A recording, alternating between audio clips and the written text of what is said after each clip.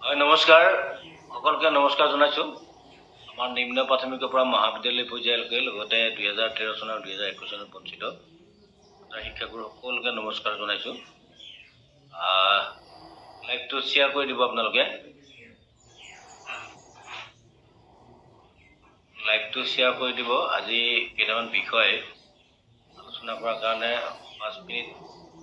Maximum 10 minute সময় আমি লাইভত থাকিম বিশ্বনাথ ৰবি দাস মৰিগাঁও গুৰুন্তৰ দাস ছাৰ মাধৱ নাথ ছাৰ বৰ্ষা হাজৰিকা বাইদেউ ৰকিবুল ইছলাম শ্ৰোতা শিক্ষকসকল আপোনালোক একদম সকলোৱে ইমান উৎকণ্ঠাত আছে যে যোৱাকালি আমাৰ সাব কমিটিৰ লগত আলোচনা আছিল আৰু শিক্ষামন্ত্ৰী মহোদয়ৰ কাৰ্যালয়ৰ পৰা আমাৰ সংস্থাক আমন্ত্ৰণ জনাইছিল কথাটো হল ফোন আহিলে দিগদাৰ হয় ফোনবিলাক নকৰিলে ভাল শিক্ষকবিলাকে ফোনবিলাক নকৰিলে ভাল ফোনটো আহিলে দিগদাৰ হ'ব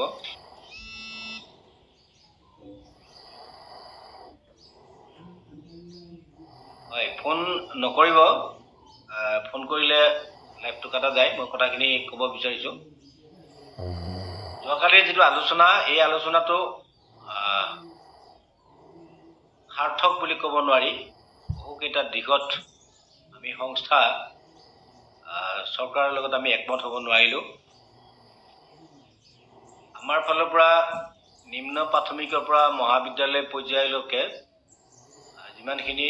শিক্ষানুষ্ঠান আছে 6 চনৰ আগত স্থাপিত হোৱা এই আটাইখিনি শিক্ষানুষ্ঠানত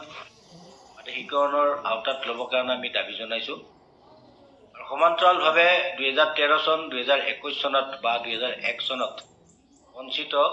এলপি স্কুলৰ 3rd পোষ্টৰ পৰা ইফালে কলেজৰ 4 নম্বৰ পোষ্টলৈকে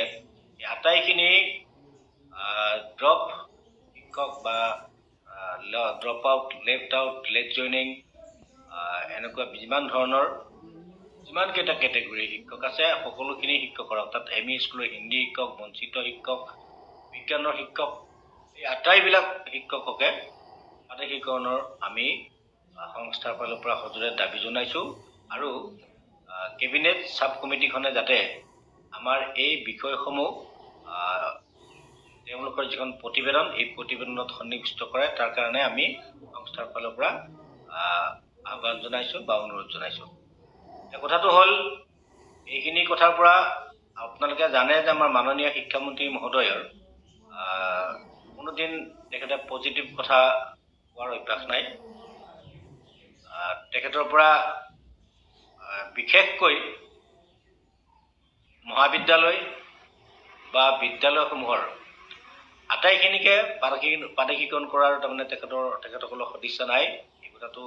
কালি আলোচনাত পৰিষ্কাৰ হৈছে আৰু বিশেষ আৰু ইফালে বঞ্চিত যিখিনি শিক্ষানুষ্ঠান মানে শিক্ষক কৰ্মচাৰী নিম্ন প্ৰাথমিকৰ পৰা ইফালে মহাবিদ্যালয় পৰ্যায়লৈকে এই আটাইখিনি শিক্ষক কৰ্মচাৰীৰ ক্ষেত্ৰত অত্যন্ত দুখজনক আৰু লজ্জাজনকভাৱে মন্তব্য কৰিছে তেখেতে আচলতে মাননীয় শিক্ষামন্ত্ৰী মহোদয়ে এই শিক্ষকক যে এটা ৰেসপেক্ট দিব লাগে সন্মান দিব লাগে এই কথাটো তেখেতে নাজানে আৰু নাজানাৰ কাৰণে শিক্ষকসকলক 20 বছৰ 30 বছৰ বিনা বেতনে শিক্ষকতাৰ শিক্ষকসকলক তেখেতসকলে মানে অন্য ধৰণে ব্যৱহাৰ কৰিবলৈ খোজে তেওঁলোকৰ যিটো মহান ত্যাগ এই ত্যাগটোক এই চৰকাৰখনে স্বীকাৰ কৰিবলৈ তাক পাই আছে আৰু যি নহওক এইটো এটা বিষয় কিন্তু আটাইতকৈ ডাঙৰ কথাটো হ'ল আপোনালোকে গম পাইছে যে মাননীয় মুখ্যমন্ত্ৰী মহোদয়ে আজি দুদিনমান আগত পাদেশীকৰণত যেতিয়া ঘোষণা কৰে তেতিয়া তেওঁ কৈছিল যে যিসকল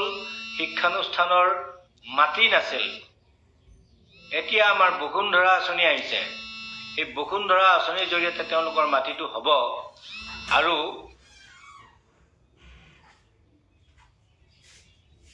এই মাটি হোৱাৰ লগে লগে তেওঁলোকে পাদেশীকৰণ পাব বুলি মাননীয় মুখ্যমন্ত্ৰী মহোদয়ে কৈছে এইটো কথা আমি সকলোৱে জানো অসমৰ ৰাইজে জানে অসমৰ ৰাইজ বুলিয়ে নহয় মানে ভাৰতবৰ্ষৰ ৰাইজেও হিমন্ত বিশ্ব শৰ্মা মহোদয়ৰ যেটো লাইভ এই লাইভটো চাইছে ফেসবুক লাইভত তেওঁ এদিন নহয় দুদিন নহয় বহু কেইদিন এই কথাখিনি কৈছে সংবাদ মেল পাতিও কৈছে তাৰপিছত আমি যিমান দিন মাননীয় শিক্ষামন্ত্ৰী মহোদয়ক লগ কৰিছো তেওঁলোকে কৈছে যে পাৰমিশনটো শিক্ষানুষ্ঠানবিলাকৰ পাৰমিশন ধৰিব আৰু এইবাৰ মাটিটো অৰ্থাৎ 2017-18 যিখন আইনখনত স্কুলৰ নামত যেটো মাটি থাকিব লাগে মাটিটো 6 চনৰ আগত স্কুলৰ নামত মানে নাম জাৰি থাকিব লাগিব এই কথাটো আগতৰ আইনখন মতে আছিল আৰু এতিয়া আমি যেতিয়া পাঠ্যক্ৰমৰ প্ৰক্ৰিয়াবিলাক বা আলোচনা হৈছে তেতিয়া শিক্ষামন্ত্ৰী মহোদয়েও কৈছিল যে 6 চনৰ পিছত মাটি হলো এতিয়া কথা নাই 6 চনৰ আগত মাটি নালাগে কিন্তু আজি বাজেটত আজি যে বিধানসভাত যিখন বাজেট দাখিল কৰা হল এই 25-26 বাজেট এই বাজেটত আকৌ আমাৰ বিত্তমন্ত্ৰী মহোদয়া অজন্তা নেক বাইদেউ এখেতে আমাৰ পাঠ্যক্ৰম সম্পৰ্কত উল্লেখ কৰিলে যে 1-1-6 চনৰ আগত কি লাগিব মাটিটো বিদ্যালয়ৰ নামত নামজাৰি থাকিব লাগিব আকৌ একেখিনি ৰেকৰ্ডকে বজাই আছে যে এই শিক্ষানুষ্ঠানখিনিৰ অনুমতি থাকিব লাগিব ৰিকগনিশ্যন থাকিব লাগিব এনওসি আজি নতুনকৈ এটা এনওসি শব্দ ব্যৱহাৰ কৰিছে এনওসি থাকিব লাগিব আমাৰ যদি পাৰমিশন ৰিকগনিশ্যন এফিলিয়েশ্যন কনকাৰেন্স এইবিলাক যদি থাকে আমিতো বঞ্চিত হ'বই নালাগে আমাৰ 2021 চনতে পাঠ্যক্ৰম হয় আৰু যোৱাকালিও আমি মাননীয় শিক্ষামন্ত্ৰী মহোদয়ক আমি কৈ থৈ আহিছো আসলতে এই যে পাঠ্যক্ৰমৰ যেটো ঢোল বজাই আছে চৰকাৰখনে এই ঢোলটোৰ কথাটো এনেকুৱা যে কিছু সংখ্যক মানে এই আইনখনৰ 17-18 আইনখনৰ মানে দুই এটা ধাৰা উপধাৰা অকনমান ইফাল কৰি এখন পাঠ্যক্ৰমৰ নাটক এই চৰকাৰখনে কৰিব ওলাইছে আমি যোৱাকালিৰ যেটো আমাৰ মাননীয় শিক্ষামন্ত্ৰী মহোদয়ৰ আচৰণ আমাৰ প্ৰতি কৰা যেটো ব্যৱহাৰ বা আমাক কোৱা যিখিনি কথা এই আটাইখিনিৰ পৰা আমি এই কথাটো উপলব্ধি কৰিছো আৰু আটাইতকৈ ডাঙৰ কথাটো হ'ল যে এওঁলোকৰ কোনো এজনৰ কথাৰ মিল নাই বিশেষকৈ মাটিৰ বিষয়ত মুখ্যমন্ত্ৰী মহোদয়ে কৈছে যে আগতে মাটি নাছিল এতিয়া আমাৰ বসুন্ধৰা আহিছে বসুন্ধৰাত নাম জাৰি তেওঁলোকে অনলাইন কৰিব মাটিটো স্কুলৰ নামত হ'ব স্কুলখন পাঠ্যক্ৰম হ'ব শিক্ষামন্ত্ৰীও কৈছে যে এতিয়া আৰু 6 চনৰ আগত বিদ্যালয়ৰ মাটিটো নহলেও 6 চনৰ পিছত হলেও হ'ব আজি বাজেটত আমাৰ বিত্তমন্ত্ৰী ডাঙৰীয়ানীয়ে কৈছে যে 6 চনৰ আগত মাটি লাগিব এতিয়া আমি কাৰ কথা শুনিম শিক্ষকবিলাকে কাৰ কথা বিশ্বাস কৰিম এনেকুৱা দুদুল্যমান এটা অৱস্থা যে এওঁলোকৰ শিক্ষামন্ত্ৰী মুখ্যমন্ত্ৰী মহোদয় ইফালে বিত্তমন্ত্ৰী মহোদয়ৰ কথাৰ কোনো মিল নাই এনেকুৱা এটা পৰিস্থিতিত আমি শিক্ষকসকল আছো আমি এই অপাঠিত শিক্ষকসকল আমি চৰকাৰৰ পৰা সদায় অৱহেলাই পাই আহিলো আৰু এই ক্ষেত্ৰত মই ভাবো সকলোৱে মাত মাতিব লাগে আৰু এই ফেসবুক লাইভটো কৰাৰ মূল কাৰণটোৱে হ'ল এই লাইভটো আপোনালোকে যিমান পাৰি শ্বেয়াৰ কৰক মুখ্যমন্ত্ৰী মহোদয়ে গম পাব লাগে যে তেওঁ ফেসবুক লাইভত কি কৈছিল আৰু শিক্ষামন্ত্ৰী মহোদয়ে গম পাব লাগে যে তেওঁ আমাৰ লগত আলোচনা আজি বাজেটত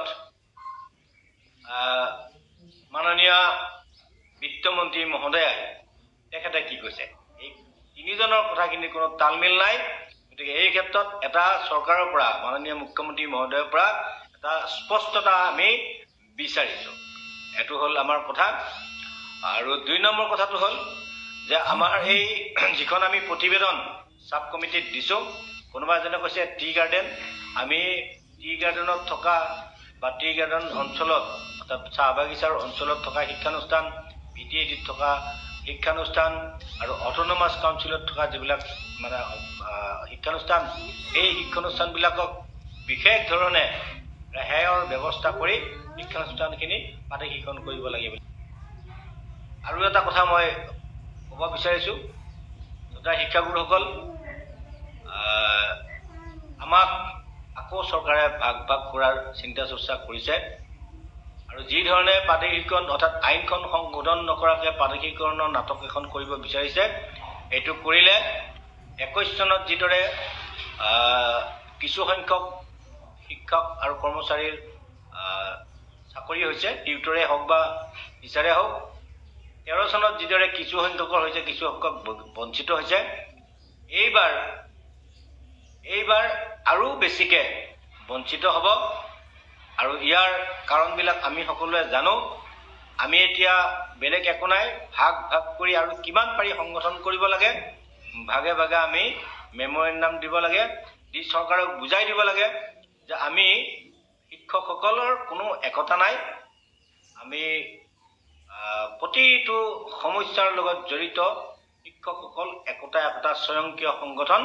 আৰু আমি স্বয়ংক্ৰিয়ভাৱে আমি কেৱল সংগঠন কৰিম, আমাক সমস্যাৰ সমাধান নালাগে।